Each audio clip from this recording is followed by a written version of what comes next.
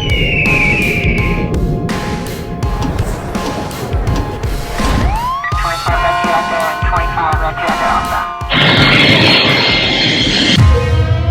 guys, it's your mate Aristotle, a portrait and wedding photographer based in Sydney, Melbourne. Today I'm going to share some tips how to shoot hero images to wow your couple and to attract more clients. I specifically choose ordinary, everyday city locations, an alleyway, a wall, and a nightscape to illustrate how to create wow images from any ordinary environment, and help you to separate yourself from all the photographers next door when you are all shooting at the same locations. As wedding photographers, we don't always have the luxury to shoot at an ideal location at the ideal time.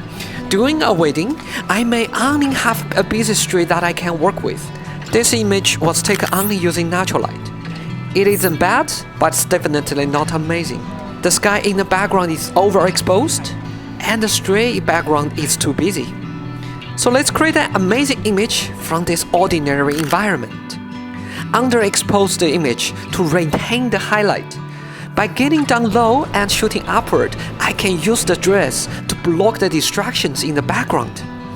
Ask an assistant, this could also be the groom or bridesmaid, to wave the dress around in order to completely block the distractions. Once you're happy with your composition, add a wow factor, an AD200Pro light. Using the round head and just the bare bulb, we were able to create a beautiful dramatic image with no rubbish bins around.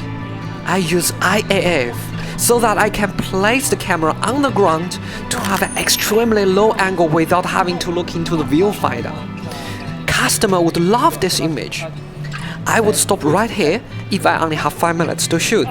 If I have more time to shoot, I would take out a collapsible softbox and mount it on an S-type bracket. The parabolic softbox will output fashion look light, directional yet soft, a bit similar to a beauty dish. Notice how the harsh shadows lines on her dress and right arm are all disappeared.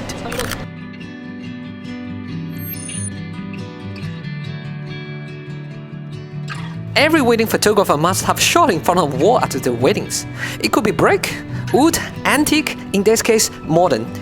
It's an interesting wall, but unfortunately, due to the time of the day that we arrived, it was looking a bit flat. So I decided to underexpose the scene, also tone down the color balance to 5000K to create a blue hour look. I asked the groom to hold an AD200Pro bare bulb to shoot at the wall to create a separation between him and the wall. But I found the light was too harsh due to the distance between him and the wall was too close. So I added dome on the flash to make the light evenly and further spread on the wall. I then added blue gel on the light to make the color palettes pop more. The Godox AK-R1 kit is designed for AD200 round head and the V1. It comes with really nice color gels, but since I shoot a lot with AD400 and AD600, I just use the bigger color gels, which fits all my lights. Since the AK-R1 is magnetic, I find it's quite convenient as a gel holder as well. Then I use another AD200Pro to lit up the bride. The problem was the light was spreading all over the wall and the ground, which destroyed the romantic look I aim for. So I tripled the grades to narrow the light beam to focus on the bride awning.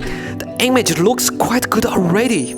I added orange gel on the grate so that we have the orange light for the bride vs the blue light for the groom. In such way, we create a scene with complementary color palette. By using a similar two-light setup without orange gel, I slowed down my shutter at 1/20 seconds to motion blur the bicycle in the foreground to create a point of interest. The flash and in-camera stabilization help a lot to freeze the couple so that I can capture the scene without a tripod.